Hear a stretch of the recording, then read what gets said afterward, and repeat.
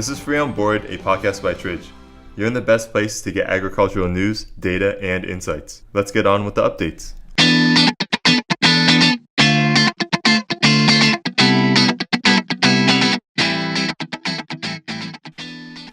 Hi, welcome to the last episode of Free on Board. I'm your host, Shim. The U.S. has been experiencing a baby formula shortage, a crisis that has hit all infants in the U.S. As much as the composition of baby formula is designed to be roughly based on a human mother's milk at approximately 1 to 3 months postpartum, the baby formula shortage has hit all babies that are vulnerable just by virtue of being born, but preemies, medically complex babies, and low-income families in particular. Despite President Biden's efforts to support low-income families, urging more states to take advantage of the waivers the USDA has been offering, shelves have continued to remain empty, causing parental anxiety to reach new peaks by day. As of May 14th, nationwide out-of-stock rates were reported to be 43%, and by May 22nd, these rates had surged to 70%. Among many states, Delaware, Kansas, and Tennessee were the most hard-hit states. And more recently, on May 27th, FDA Commissioner Robert Califf reported to the Senate Health Committee that shortages would continue well into July of this year.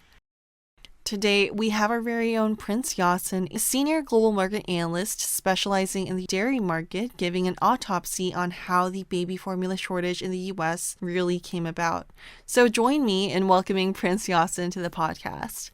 Hello, Prince. How are you doing? Hello, Pia. I'm very well. How are you? I'm well, Prince. Thanks for asking. So, Prince, you're located in London, the United Kingdom currently. And before we dive into our conversation about the baby formula shortage in the United States, I want to ask how Europe, or more specifically the UK's baby formula situation is like. Thank you, Pia. At the moment, I'm not one who goes to the shop to buy baby milk. But over the past few days, I've walked around. I've gone to a few shops in London. Last week, I was in Milton Keynes. I've tried as much as possible to go to a few shops to check weather. And so personally, I've been to the shops. There are enough supplies. Reading and speaking to other market analysts within the market as well, there seem to be ample supplies. The USA, as you be aware, is self-sufficient. So what's happening there is not having any effect whatsoever to the situation in the UK or in Europe. So supplies are ample. Parents are able to get what they want on their shelves. So that's the situation in the UK and Europe as a whole at this point in time. I see. That's really good to hear. And as with the events that have been unfolding in the US, we can tell that the current crisis is not exactly the result of a single event.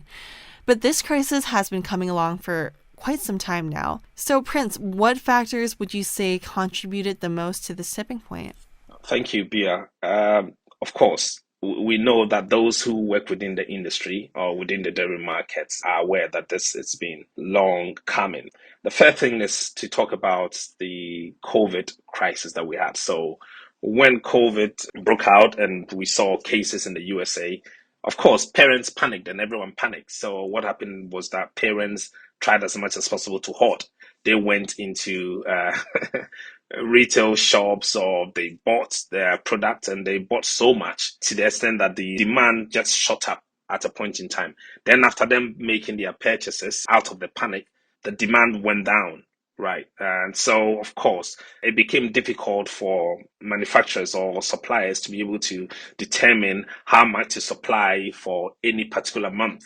And that's when the problem started as well. I mean, when COVID came in, we saw labor shortages all around the world, and it was the case in the USA as well. So manufacturing companies struggled to find labor to work on their plants to produce baby milk. And it's quite difficult as well to actually buy baby formula from abroad because the FDA have got very stringent regulations that needs to be adhered to. So you either buy from the USA or you cannot actually buy anywhere else. So that's been the problems that's existed.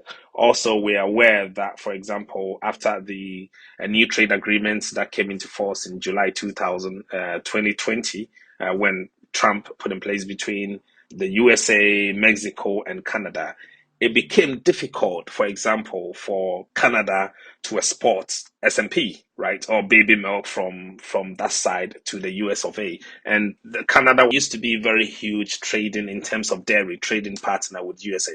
So any disruptions in the trade between the two countries would have some significant effect on whichever dairy commodity product.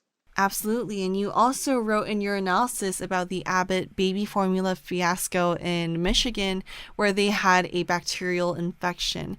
Can you tell me more about that? Thank you, Bia. What happened somewhere in February of this year was we saw some infection in some babies, about 4 babies that are taking baby formula, and so the FDA, the U.S. Food and Drugs Administration, started, probing into that issue to see whether there was any, infection that had come from maybe a plant. And when they started the investigation, they found a pathogen, which I'll try to pronounce, which is Chronobacter sakazaki. So they found a pathogen in the Abbott Nutrition's plant in Michigan, and therefore they ordered them to close that plant.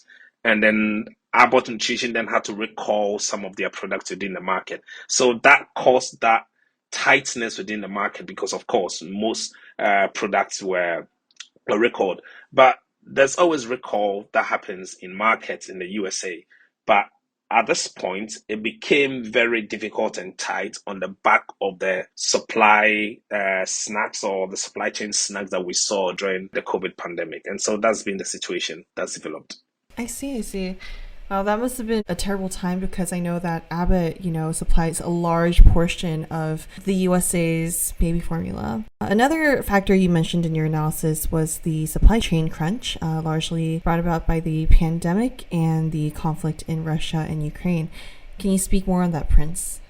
So the supply chain snacks, it's just on the basis of COVID-19.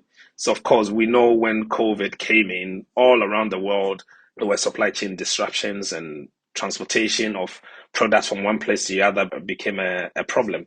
But in the case of baby milk or baby formula in the USA, when COVID came, there was panic. And as I said, so some parents panicked and hoarded most baby formula. And that's happened. So it became difficult after hoarding. The demand of that product went down. So when these sudden demand disruptions happens within the market, it becomes difficult for manufacturers or suppliers to predict how much to produce for every or any particular month. And so they were not producing, for example, how much they had to produce over the past few months to feed the growing population. And so definitely we began to see tightness within the market in terms of baby formula. The U.S. government resultingly opened up baby formula imports, and this is a pretty historic moment in time because it shows how dire the situation is. So can you speak on the steps that the Biden administration has taken to alleviate the situation? The first thing that the U.S. government did was to invoke the Defense Production Act as a short-term solution to the problem that was unfolding. And so what they did as well was to ask all federal agencies to engage the Defense Department contracted commercial aircraft to transport baby formula from Europe and Australia and many other jurisdictions to the USA. Also, they asked the FDA to reopen the closed Abbott Nutrition plants and also force some manufacturers to produce baby milk. And so that's been ongoing. And maybe within the next few weeks or so, we might see a lot of baby formula that's imported from around the world, from Europe, from Australia, and any other places that they can find baby formula into the USA. I see, and this has progressed quite rapidly, Prince.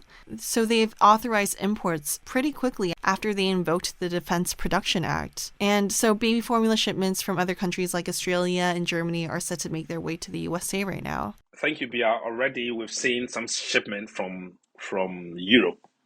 In my last conversation with one of my colleagues who work within the industry in America, he did tell me that Babs Australia is planning to ship around 1.25 million cans of baby formula.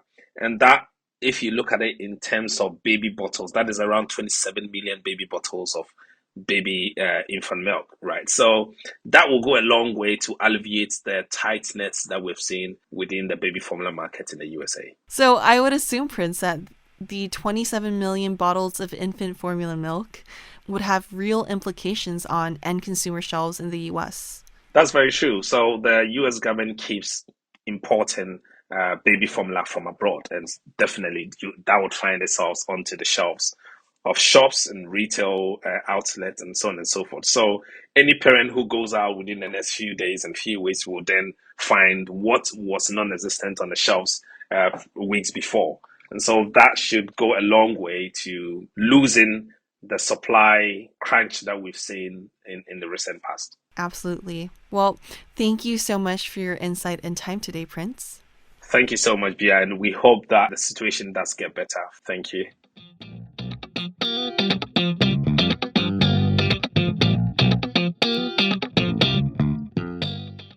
If you enjoyed this episode, please leave a review, subscribe, and share our podcast.